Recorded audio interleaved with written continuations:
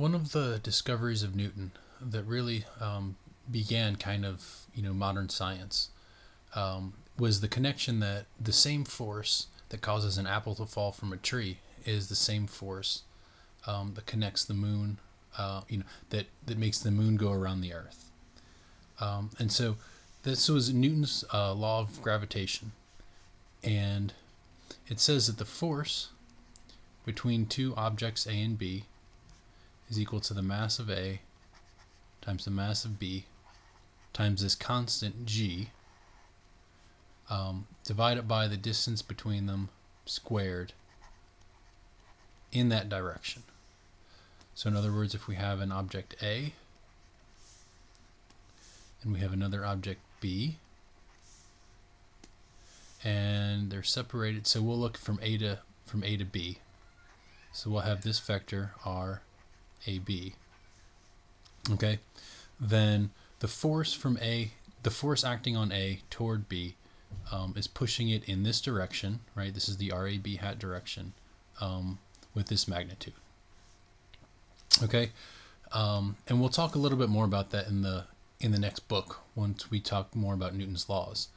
But the reason I introduced this now is because we want to talk about gravitational energy.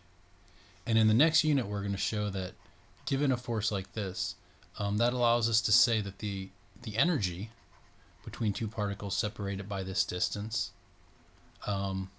is equal to minus the mass of A times the mass of B, G, over the distance between them. And again, remember this is energy, so there's no vector, so we don't have a unit vector along with it. And also notice that for the force we had a squared on the bottom, whereas for the potential we don't anymore. And as I mentioned in the next unit, we'll explain why that happens. But also note that this formula is true if we choose our reference potential such that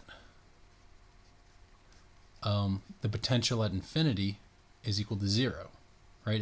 If we separate these two particles so that they're infinitely far away, we see that we'll have something divided by infinity, which will make this 0. And so that's why we have this overall negative sign, because there's 0 potential when they're infinitely far away, and as we bring B closer and closer and closer, the potential is going to get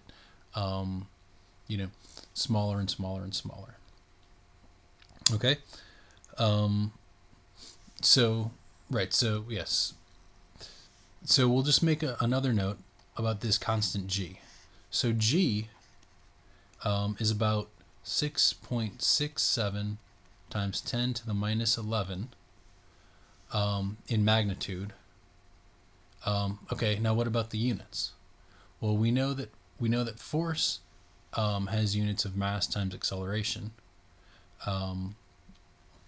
It actually has units of energy divided by distance, and so we see that so that we can write this as joules times meters over kilograms squared.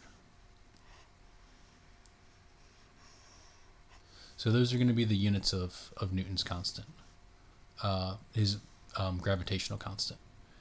And so let's take a look at what this potential would look like on a graph. So if we have our gravitational potential, we'll call this RAB,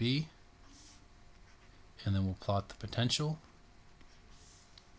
Okay, so we notice it's a minus 1 over r, which means it'll be shaped something like this. So it'll never quite get to 0. It approaches 0 asymptotically. But also notice that you can never really, get close together, because as you get closer and closer together, the potential goes to minus infinity. Okay, so that's gravitational energy, and so now we can start looking at how to use that.